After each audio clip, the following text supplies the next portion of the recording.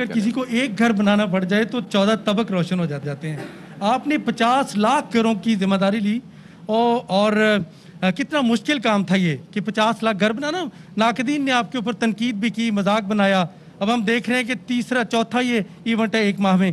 कैसे मुमकिन बना रहे हैं ये, क्या मुश्किलात हैं और खद्दो खाल क्या है बुनियादी तौर पे, किन लोगों को ये घर मिल रहे हैं?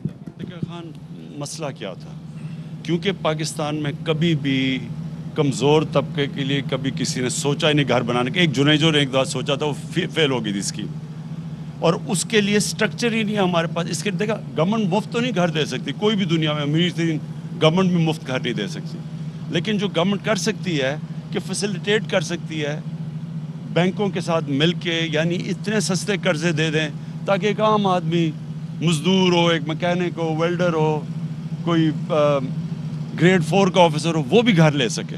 तो उसके लिए बैंक्स जब तक इसमें शिरकत नहीं करते, आप ये नहीं कर सकते। बैंक शिरकत आज तक नहीं करते थे क्योंकि वो एक कानून था फोरक्लोजर लॉ, यानी कि अगर मैं घर में घुस गया हूँ और मैं किस्तें बंद कर दूँ देनी, तो बैंक कुछ नहीं कर सकता था। इस कानून की वजह से बैंक को ताकत मिल जाती है कि अगर आप किस्तें नहीं देंगे तो वो बैंक एक्शन ले सकता है। उससे क्या हुआ, बैंक ने पैसे देने शुरू कर दिए। वो 2 साल लगे, 2 साल लगे, वो कई सालों में फंसा हुआ था, तो वो किया। फिर हमने बैंकों को अब ट्रेनिंग करवा रहे हैं, क्योंकि वो उनको आदत ही नहीं है कि वो बेचारा गरीब आदमी आता है तो उसको सर्विस कर सके, तो वो दूसरा प्रॉब्लम है, वो करवा रहे हैं मुसलसल ट्रेनिंग।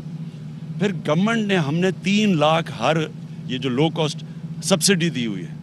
उससे क्या होता है कि अगर 25 लाख में घर बनता है तो 3 लाख जब गवर्नमेंट दे देती है तो उनकी किस्तें कम हो जाती हैं। फिर हमने जो इंटरेस्ट रेट जो देती है, जो बैंक्स जिस इंटरेस्ट पे, उस पर भी सीलिंग लगा दी है, गवर्नमेंट सब्सिडाइज कर रही है, तो इंटरेस्ट कम पड़ता है। तो यहाँ अगर 20 साल के ऊपर पैसे दें तो 5 या 6 हज़ार महीने के ऊपर वो घर उनका अपना हो जाता है किस्तें दे के, और अगर 10 साल में करें तो 10 हज़ार हो जाता है। तो लिहाजा इससे सबसे कॉस्ट नीचे आ गया ताकि आम आदमी घर बना सकें। सर, अब्बास शबीर, समा टीवी। सर, 8-9 दिन से हम देख रहे हैं कि जब से जहांगीर तरीन साहब के ऊपर केसेस पंजाब के अंदर चल रहे हैं, एक नया हम ख्याल ग्रुप 20-22 MNAs हैं, कुछ MPAs हैं, कुछ MNAs भी हैं, उन्होंने एक एप्लीकेशन भी आपको लिखी है मिलने के लिए। तो क्या सर जहांगीर तरीन से फासले बढ़ गए हैं और क्या वजह है, क्या उनकी जो रिजर्वेशंस हैं उनको सुना जाएगा? देखिए, खैर सारों की बात सुनने के लिए तो मैं तैयार हूँ, लेकिन समझना चाहिए लोगों को कि ये सारा हुआ क्यों। 1-1.25 साल में चीनी की कीमत 26 रुपये बढ़ गई।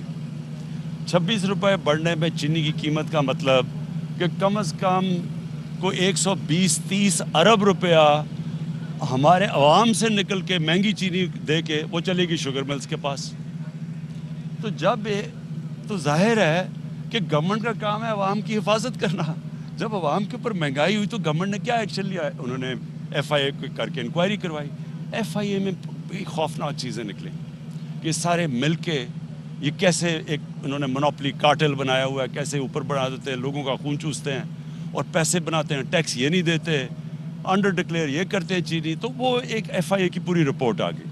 अब अगर किसी को भी तहफ़्फ़ुज़ात हैं हम उनको देख सकते हैं, लेकिन ये याद रख लें कि ये नहीं हो सकता कि इस मुल्क के अंदर कानून की बालादस्ती ना कायम हो। कानून की बालादस्ती का मतलब ये है कि ताकतवर और कमज़ोर के लिए एक कानून।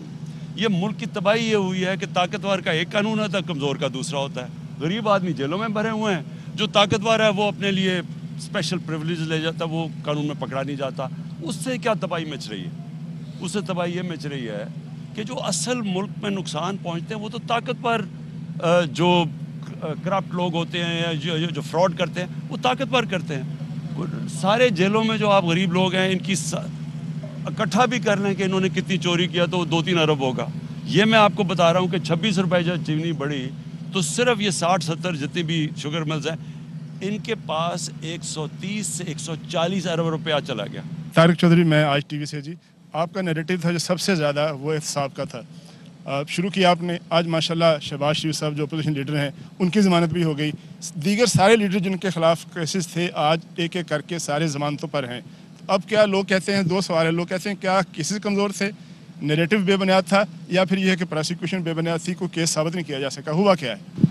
देखिए केस तो खैर मैं اس کے اوپر تو کامنٹ نہیں کرتا، لیکن میں پھر سے ایک چیز کہتا ہوں کہ نبی صلی اللہ علیہ وسلم نے کہا کہ تمہارے سے پہلے بڑی قومیں تباہ ہوئیں جدھر ایک طاقتور کے قانون اور ایک کمزور کے لیے۔ یہ آپ کے سامنے کلاسک چیزیں ہو رہی ہیں اس ملک میں۔ جن لوگوں نے اربوں روپے کے اس ملک سے کرپشن کی، سارے ان کی ایویڈنس جمع ہے، بینک اکاؤنٹس میں پیسے ہیں، سب کچھ ظاہر ہے، لیکن اگر ہمارا معاشرہ ان کو کنوکٹ نہیں کر سکتا تو ہماری کوئی فیوچر نہیں ہے۔